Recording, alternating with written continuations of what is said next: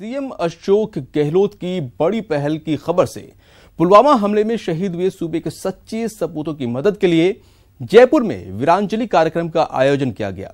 इस कार्यक्रम में मुख्यमंत्री अशोक गहलोत को मिले उपहारों और स्मृति चिन्हों की नीलामी की गई, जिसमें प्रदेश भर के लोगों और संस्थानों ने बढ़ चढ़कर हिस्सा लिया। शहीदों को सीएम गहलोत की वीरांजलि। सीएम अशोक गहलोत ने नीलाम किए स्मृति चिन्ह।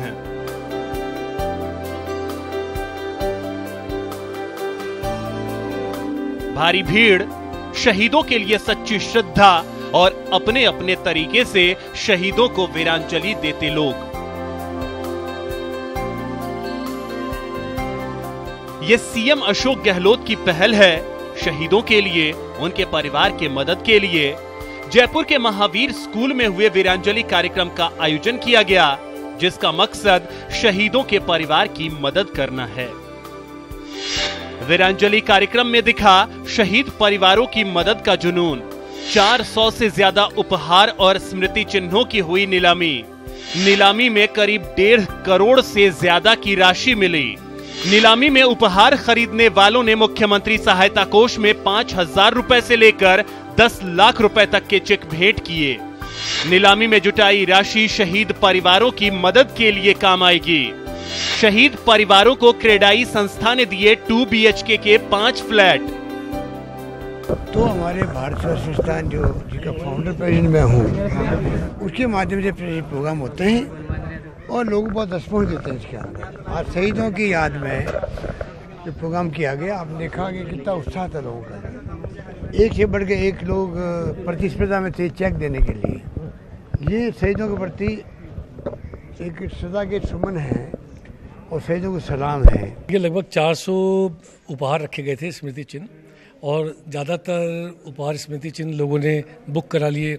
कल शाम से लोग आ गए थे और कई स्मृति चिन्हों के लिए एक से ज़्यादा लोगों ने कहा कि हम लेना चाहते हैं। बड़े हम अभिभूत हैं जिस तरीके का सहयोग लोगों से मिला, समर्थन मिला। वीरों को श्रद्धांजलि देने के लिए लोग यहाँ पे आए, उनके परिवार वालों के लिए। और ख़ास बात यह है कि हमारे क्रेडाई जो एक संस्था है, उसके 5 सदस्यों ने एक फ्लैग 2 BHK का फ्लैग देने की घोषणा करी है।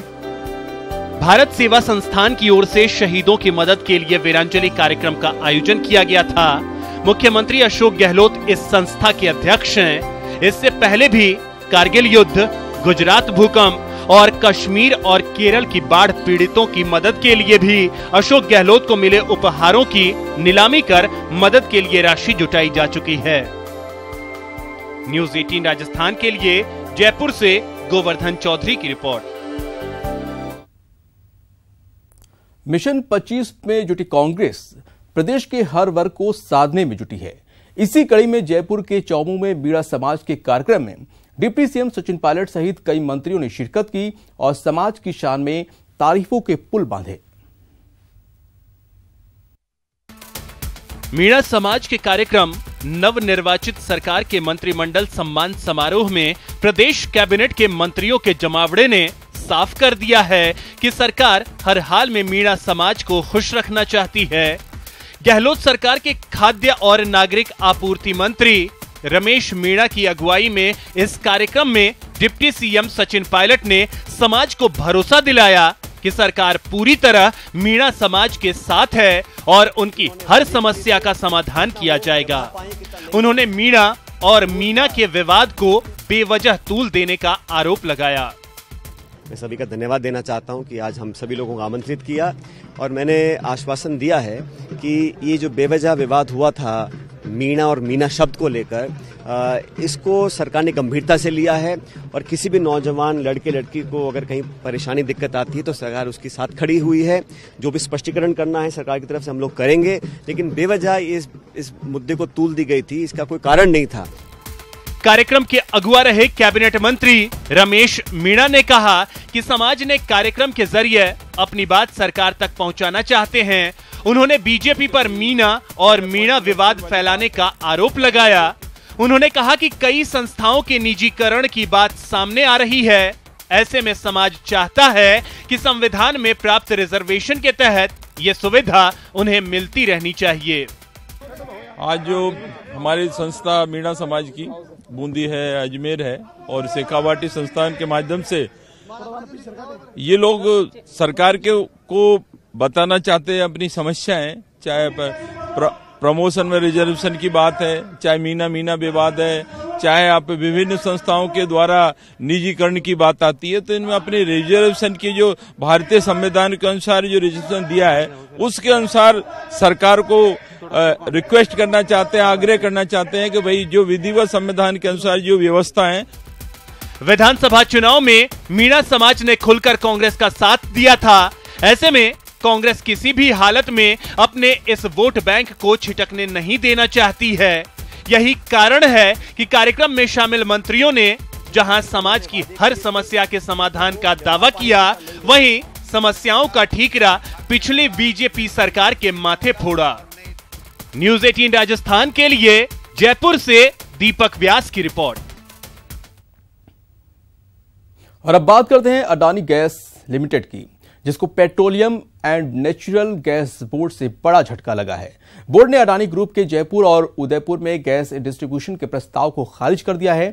पीएनजीआरबी ने अपने आदेश में बताया है कि सुप्रीम कोर्ट के दिशा निर्देशों को ध्यान में रखते हुए बोर्ड ने विचार विमर्श और विश्लेषण पर कर अडानी गैस लिमिटेड के प्रस्ताव को खारिज कर दिया है। राजस्थान सरकार ने नवंबर 2015 में जयपुर और उदयपुर शहरों में सिटी गैस डिस्ट्रीब्यूशन के लिए नवंबर 2005 में आपको बता दें कि जयपुर और उदयपुर शहरों में सिटी गैस डिस्ट्रीब्यूशन के लिए आवेदन मांगे थे, जिसके लिए अडानी गैस लिमिटेड ने आवेदन किया था। 20 मार्च 2006 को राज्य सरकार ने कंपनी को कुछ शर्तों पर एनओसी दे दिया। इसी दौरान अडानी गैस लिमिटेड ने कमिटमेंट फीस के 2 करोड़ रुपए भी जमा कर दिए। इसी बीच साल 2007 में केंद्र सरकार ने रेगुलेटरी संस्था पीएनजीआरबी का गठन कर दिया। 31 मार्च 2008 को पीएनजीआरबी ने अडानी गैस लिमिटेड को नोटिस जारी कर दिया और साल 2011 में बात की जाए तो राजस्थान सरकार ने अडानी गैस लिमिटेड को दी गई एनओसी वापस ले ली, जिसके बाद कंपनी ने पीएनजीआरबी के इस फैसले के खिलाफ हाईकोर्ट का रुख किया था।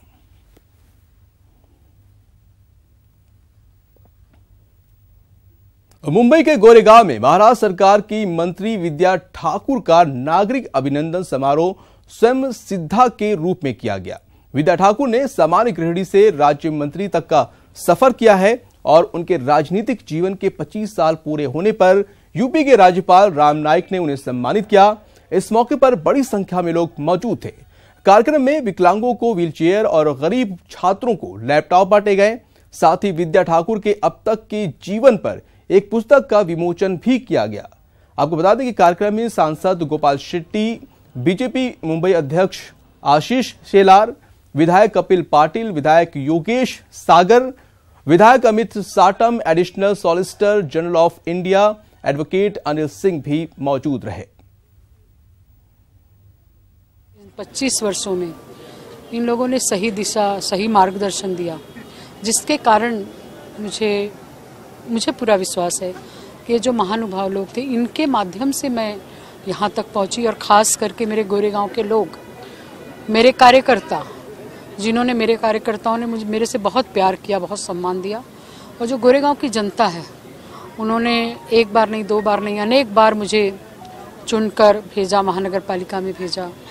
हमेशा मत बढ़ते गए, वोट बढ़ते गए।